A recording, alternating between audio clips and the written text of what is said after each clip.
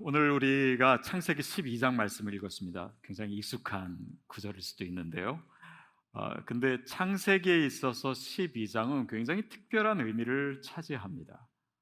왜냐하면 창세기가 쭉 이어지면서 3장에 아담과 하와가 선악과를 따먹고 죄를 짓고, 또 4장에 가서는 그들의 아들인 가인이 동생 아벨을 죽이고, 그래서 이 죄의 역사가 시작이 돼요. 그리고 6장에 보면 그 땅에 사람들이 얼마나 타락했는지 그것을 보여주고, 결국 하나님께서는 심판을 하십니다. 무엇으로 하시죠? 노아의 홍수니까 홍수로. 그래서 이제 노아의 방주 얘기가 나오고, 또 11장에 와서는 사람들이 계속 교만해지고, 그래서 하나님보다 더 높아지기 위해서 바벨탑을 쌓은 사건도 11장에 나옵니다. 그래서 그런 일들이 계속 되다가, 말하자면 인간의 죄와 저주가 계속 이어지다가 12장부터는 아브라함이 등장하고요, 그리고 믿음과 축복의 역사가 시작됩니다. 그러니까 굉장히 큰 반전이 있는 거죠. 그러니까 그거를 상징적으로 보여주는 구절이 뭐냐면요, 11장 30절입니다. 사례의 이야기인데요, 함께 읽겠습니다. 시작. 사례는 임신하지 못함으로 자식이 없었더라. 그러니까 물론 아브라함의 가정, 한 가정의 이야기고 자녀가 없었다라고 하는 이야기인데, 이것은 굉장히 상징적인 의미를 갖습니다. 그것은 뭐냐면 이 고대 근동에 있어서 자녀가 없다는 것, 아들을 낳지 못한다는 것이 이 가정에게 있어서 어떤 의미였는지, 또 창세기 이야기는 누가 누구를 낳고 누가 누구를 낳고 계속 이 생명의 역사가 진행되고 있잖아요. 근데 사례가 아이를 낳지 못했다라고 하는 것은, 나이가 많았음에도 아이를 낳지 못하는 그 상황은 불가능이요, 또 절망적인 상황이었습니다. 근데 그것은 또한 동시에 어떤 의미를 갖냐면, 어, 단지 육체적인 아이를 낳지 못하는 것뿐만 아니라 생명의 역사가 이어지지 못하고 있는, 바로 그 상황을 얘기하고 있어요. 왜냐하면 아브라함이 믿음의 조상이잖아요. 그리고 그로 인해서 아브라함의 자손들을 통해서 이스라엘 백성이 이제 생기게 되고, 하나님의 백성이 생기게 되는 그런 이 구원의 역사를 생각했을 때, 아들이 없다, 자녀가 없다라고 하는 것은 이 믿음의 역사, 또 생명의 역사가 중단될 위기에 처했다라고 하는 것입니다.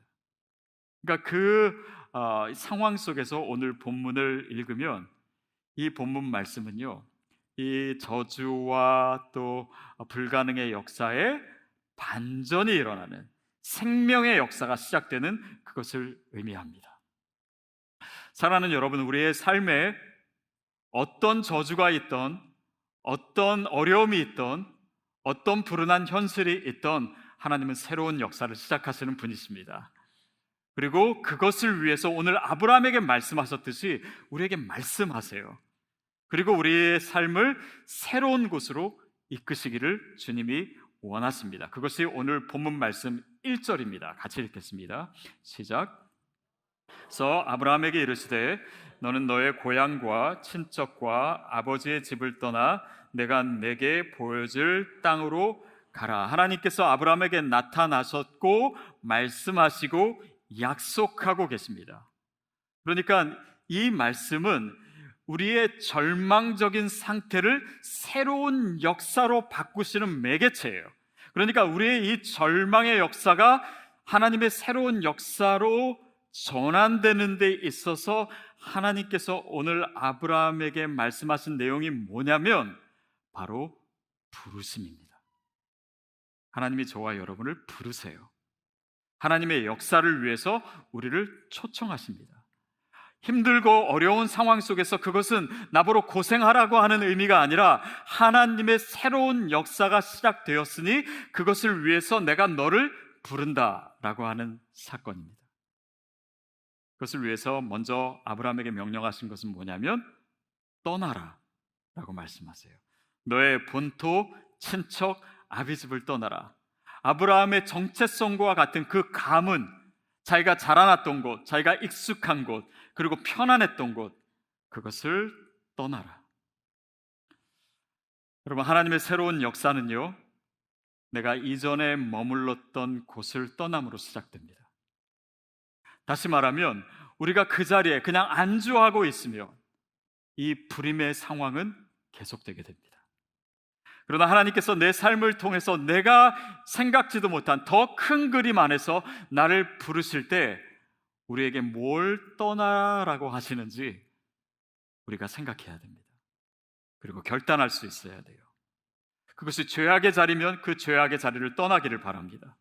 내가 안주하고 있고 나로 하여금 소망을 이루는데 방해되는 요소들 가운데 얽매여 있다면 여러분 거기서 일어서셔서 나오십시오.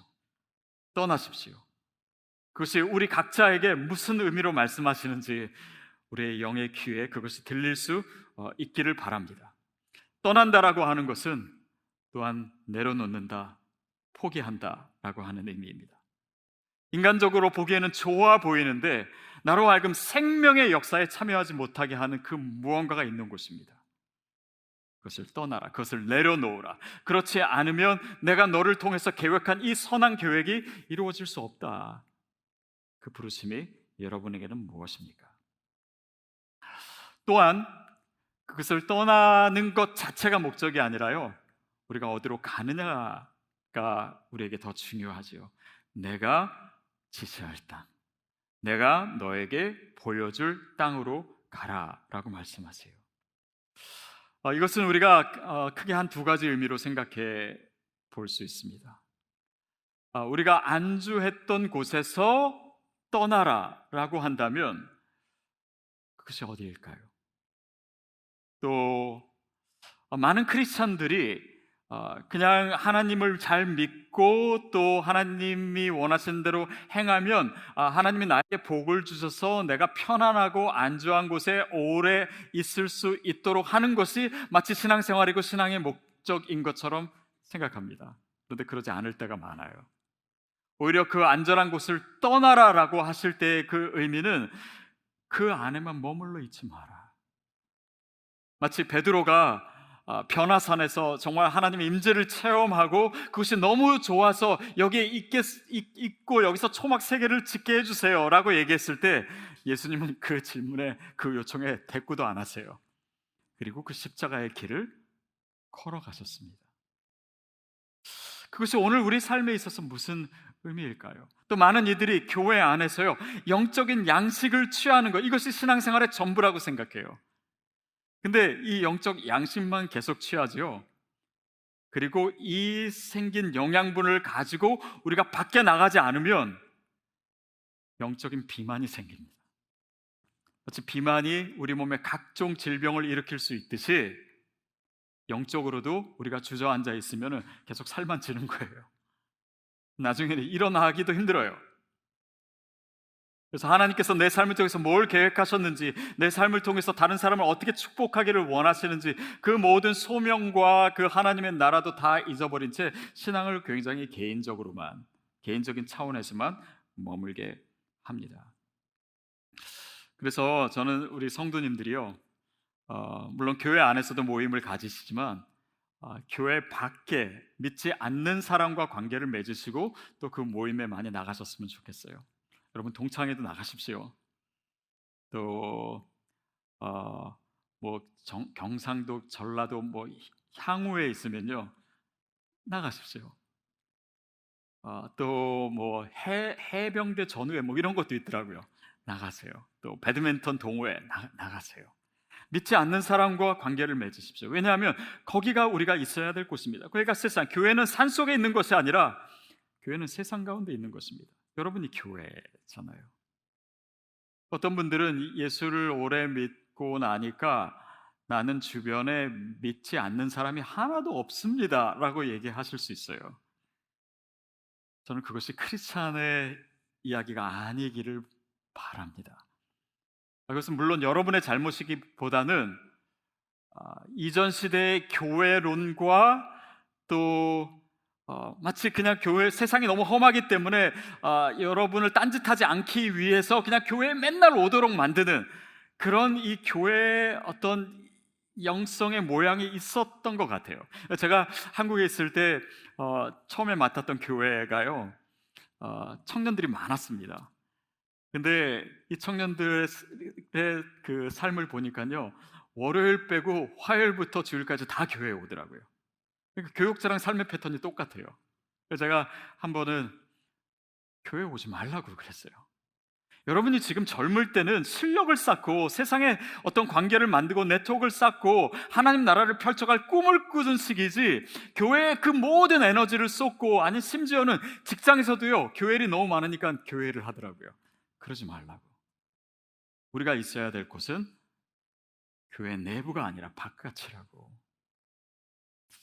그래서 여러분, 오늘 하나님께서 떠나라고 하시는 의미가 우리에게 다양하게 들려질 것입니다.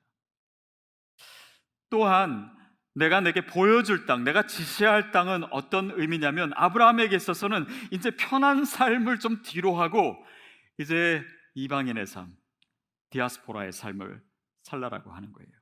내가 그동안 만나지 못했던 사람들을 만나야 되고, 내가 경험하지 못했던 것들을 경험해야 되는 그런 상황입니다. 그 상황, 어떻게 보면 현실적으로 보면 어려움과 고난의 시기예요. 그러나 그 상황 속에서 아브라함은 이제는 내가 보는 땅이 아니라 보여줄 땅입니다. 다시 말하면 내가 지금 볼 수 없는 땅이, 내가 경험하지 않은 거예요. 보면서 가는 것이 아니라 들으면서 가야 되는 길입니다. 하나님의 음성을 더 가까이 들을 수 있는, 마치 광야와 같은 그 시간이에요. 그러나 그 상황 가운데 하나님의 음성이 있습니다. 그 상황 가운데 하나님의 부르심이 있어요. 그 상황 가운데 하나님께서 나를 만드시려고 하는 손길이 있습니다. 그 상황 가운데 하나님께서 내 삶을 통해서 이루려고 하시는 내 인생의 진면목이 있습니다. 그것을 기억하는 거예요. 2절 말씀 우리 같이 읽겠습니다. 2절 시작. 내가 너로 큰 민족을 이루고 내게 복을 주어 내 이름을 창대하게 하리니 너는 복에 들지라. 내가 너로 큰 민족을 이루고, 아니 아브라함의 지금 원하는 것은요, 자식 하나 갖는 것입니다. 아들 하나 낳는 거예요. 그러나 하나님의 계획은 내가 너로 인해서 큰 민족을 이룰 것이다. 내가 생각하고 내가 상상하는 것보다 더 큰 계획을 하나님 갖고 계십니다. 그리고 내가 너에게 복을 주겠다. 근데 그 복의 내용이 뭐냐면, 내가 내 이름을 창대하게 하리니. 여러분 11장에서요, 사람들은 이 바벨탑을 세우면서 우리 이름을 세상에 알리자라고 했습니다. 창대하게 하자고. 그런데 여기서는 그와 반대로 내가 너의 이름을 창대하게 하리라. 그러니까 창대하게 되는 방법이 달라요. 내가 하는 것이 아니라, 내 능력으로 하는 것이 아니라 하나님의 능력으로 그렇게 되는 것입니다. 새로운 인생의 시작이에요. 내가 주어가 되는 것이 아니라 하나님이 주어가 되는 인생입니다. 또 내가 다 차지하는 복이 아니라 나로 인해서 다른 사람이 그 복을 누리는 그런 새로운 축복의 차원이 열리게 되는 것이죠. 단지 내가 유명해지는 것이 아니라 하나님이 하실 크신 일들을 얘기하고 있습니다. 그게 뭐냐면, 결론적으로 너는 복이 될지라. 너는 복이 될지라. 다시 말하면요, 여러분 자체가 복이 되는 축복입니다. 내가 다 받아서 누리는 그 복을 뛰어넘는, 내가 누군가에게 있어서 복이 되는 그런 인생이고, 그런 부르심이고, 그런 축복이에요. 이것은 단지 어떤 뭔가를 해야 된다라고 하는 것이 아니라 아브라함의 존재, 우리의 존재 그 자체를 축복하시겠다라고 하는 것입니다. 예전에 제가 어디서 한번 본 글인데요, 내용인데, 어느 초등학교에서 시험 문제가 있었는데, 그 시험 문제가 뭐였냐면, 만유 인력을 발견한 사람은, 질문이었어요. 누구죠? 기억나세요? 아이작 뉴턴입니다. 근데 어떤 애가 거기에 답을 뭐라고 썼냐면, 만유 인력을 발견한 사람은 죽었다, 이렇게 썼대요. 근데 걔는 이제 문제를 아마 잘못 이해한 것이죠. 근데 어떻게 생각해 보면 그 질문 좀 의미 있게 들려지지 않습니까? 우리는요, 뭔가가 어떻게 됐느냐가 중요해요. 내 삶이 어떻게 됐느냐, 어떤 일이 일어났느냐, 내가 뭘 했느냐, 이런 것들이 중요해요. 그런데 하나님은 우리가 무엇이 됐는가가 중요합니다.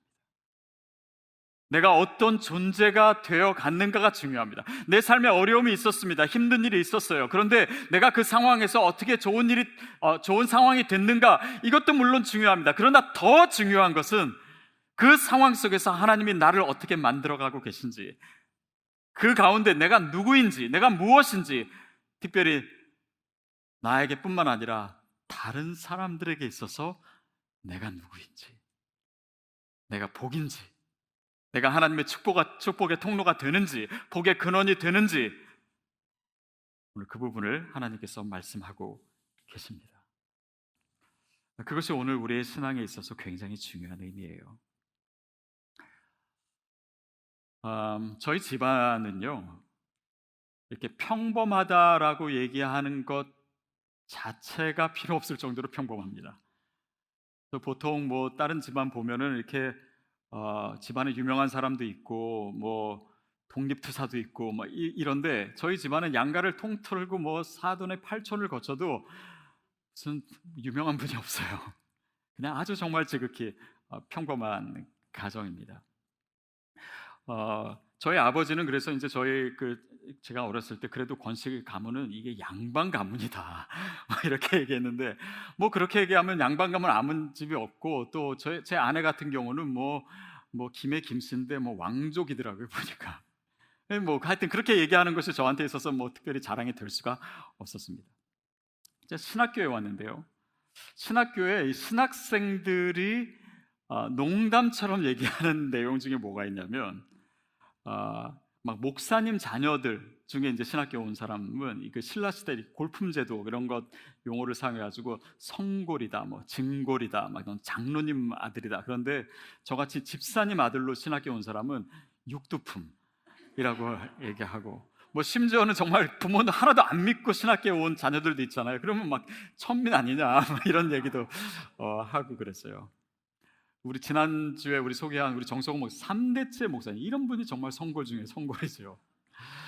근데 제가 오늘 이번 주 설교를 준비하면서 이렇게 저의 가족 또 이 가문을 약간 확대해서 보니까 좀 의미가 있는 분이 있더라고요. 그게 저희 외할머니입니다.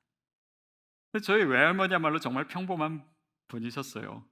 그냥 그 아버님이, 저희 외할머니 아버님이 그 서당에서 글 가르치는 그 훈장님이셨고, 근데 아들들한테 글을 가르치시는데 딸이라고 그 당시에는 다 그랬잖아요. 글도 안 가르쳐 주시고. 근데 이 할머니가 좀 그 스스로 공부하셔가지고 한글도 배우시고 한자도 익히시고 나중에 영어도 공부하셨다고 해요. 근데 이 할머니가 젊은 나이에 남편을 잃으셨습니다. 그러니까 저희 외할아버지죠. 41살 때 저희 할아버지가 그 철도 그 기차를 운전하시는 분이었는데 어느 날 갑자기 심장마비로 돌아가셨어요.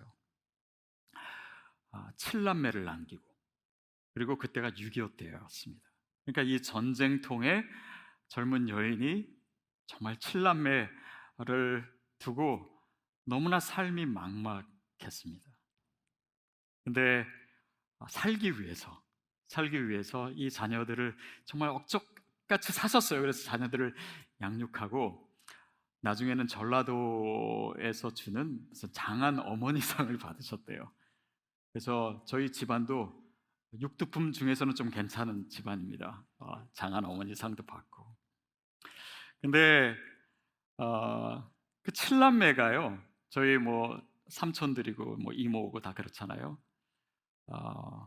아주 훌륭한 권사님 또 장로님들이 되셨어요.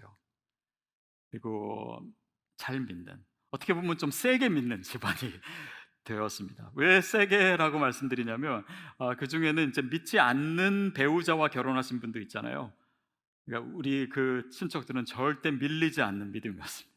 심지어 저희 부모님, 저희 아버님도 결혼하실 때 믿지 않으셨거든요. 근데 나중에 저희 어머니로 인해서 믿게 되셨고, 저희 친가 이 안동권 씨, 예수 잘 안 믿기로 유명한 이 안동권 씨가 나중엔 다 크리스찬이 됐어요.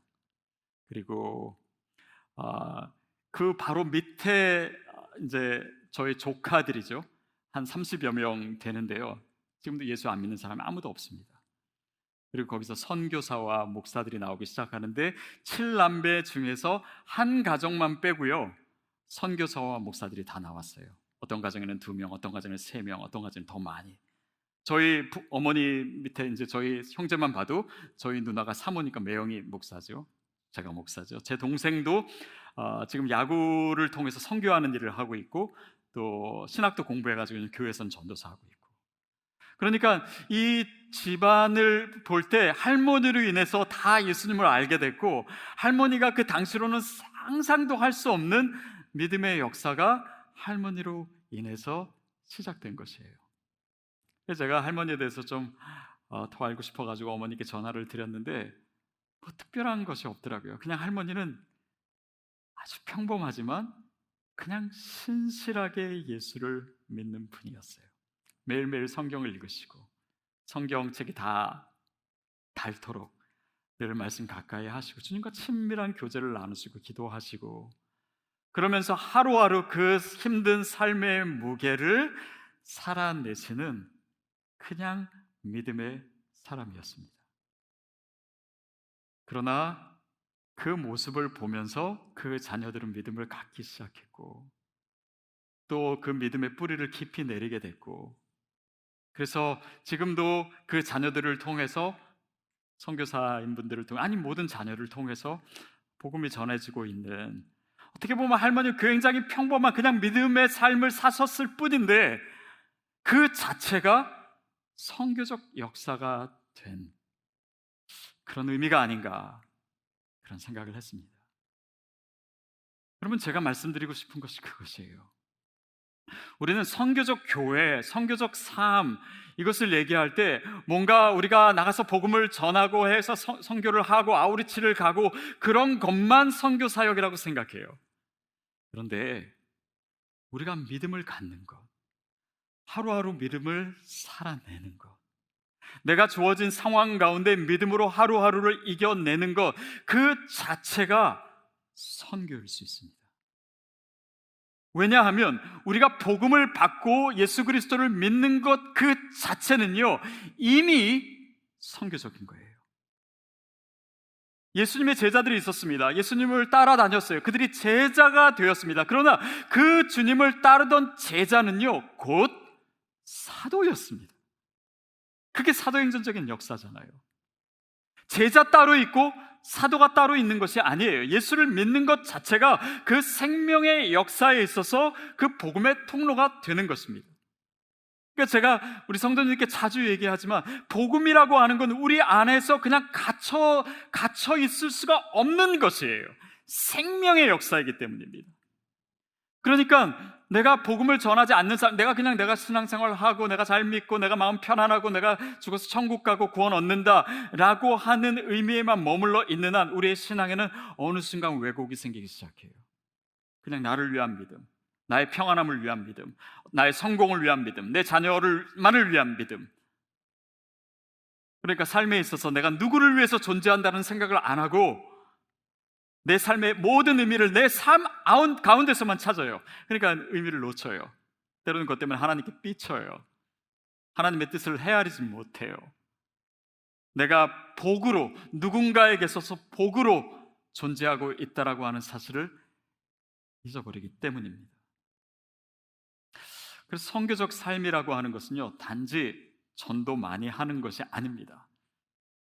선교적 존재가 되는 것, 그것이 이미 우리의 믿음 안에 포함되어 있다라고 하는 것입니다.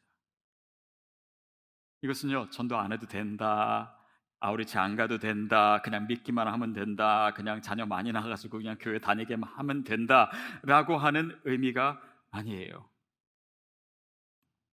제가 몇 년 전에 한 선교지에서 들었던 얘기인데요, 한 대형 교회에 의료 선교팀이 왔다 갔대요.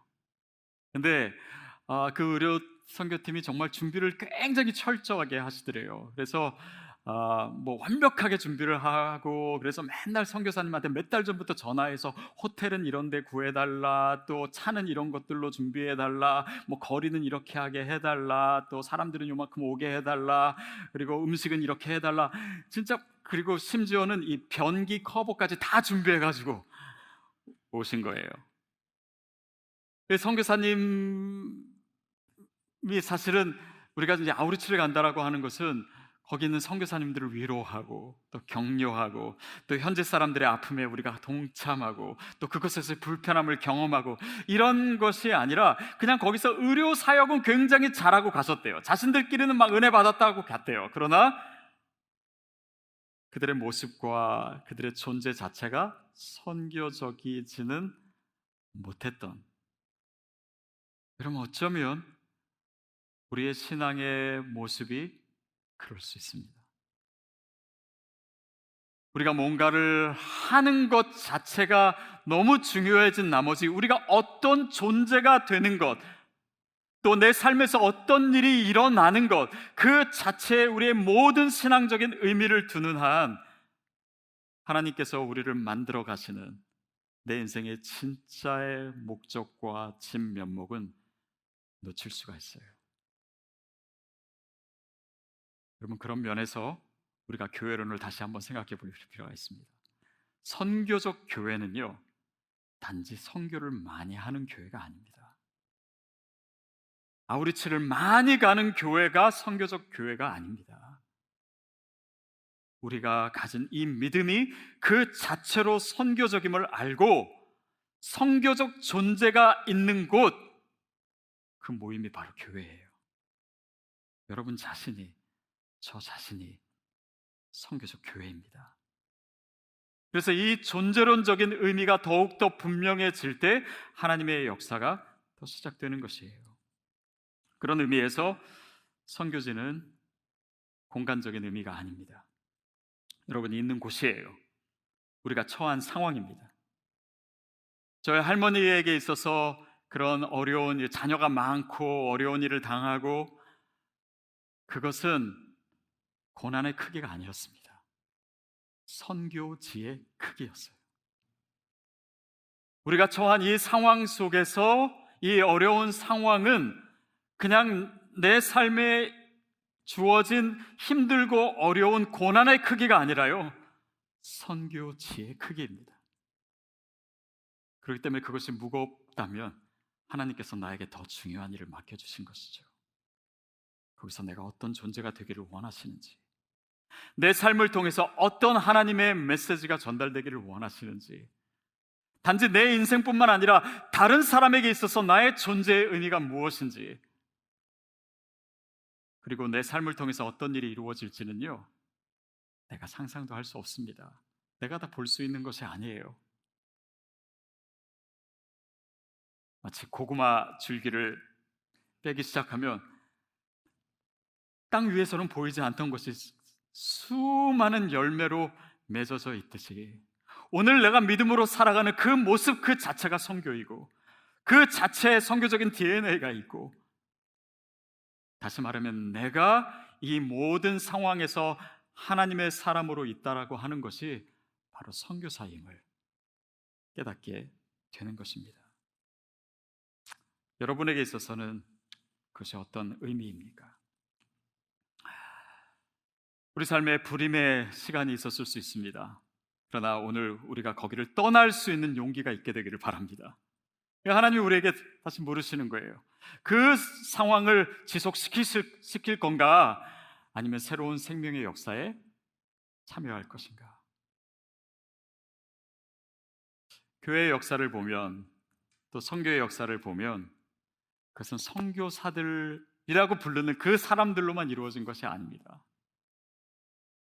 그 교회의 역사를 계속 이어지게 한, 그 복음의 역사를 이루어지게 한 사람들은 그들이 누구로 불리던 간에, 뭐 예를 들면 그들이 농부였을 수도 있고, 그들이 뭐 어부였을 수도 있고, 은행원이었을 수도 있고, 그냥 평범하게 공장에서 일하는 사람일 수도 있었어요. 그러나 크리스천들, 그들이 곧 선교사였던 것입니다. 믿음으로 살아낸 그 삶을 통해서 그 자녀들에게, 그 이웃에게 그들의 삶의 모습을 통해서, 그들의 삶의 메시지를 통해서, 그 이야기를 통해서 하나님이 일하셨던 것이고, 내가 그들의 이름을 창대케 하리라고 하는 그 약속처럼 우리가 생각지 못한 우리의 의도와도 그것을 훨씬 더 넘어선 복음의 역사가 그들을 통해서 있었던 것이에요. 여러분, 그 부르심이 오늘 우리 가운데 있습니다. 오늘 우리의 처한 상황 가운데 있습니다. 저희 할머니는 그냥 그렇게 평범한 인생을 살고 벌써 30년 전에 돌아가셨습니다. 그러나 자손들에게 있어서는 할머니가 복이 됐어요. 저에게도 그렇고. 그래서 저도 목사가 되었습니다. 오늘 우리의 삶을 통해서 하나님이 가지신 계획은 우리가 다 헤아릴 수 없습니다.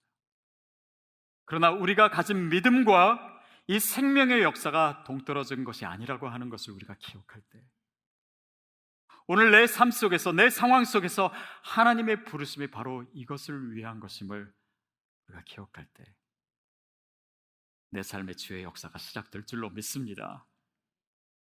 그래서 다시 한번 기억하십시오. 나는 선교사입니다. 그것이 임직에 없는 우리 교회에서 여러분에게 드리고 싶은 타이틀이에요. 여러분의 정체성입니다. 여러분의 인생의 의미이고 목적이 되기를 축복합니다.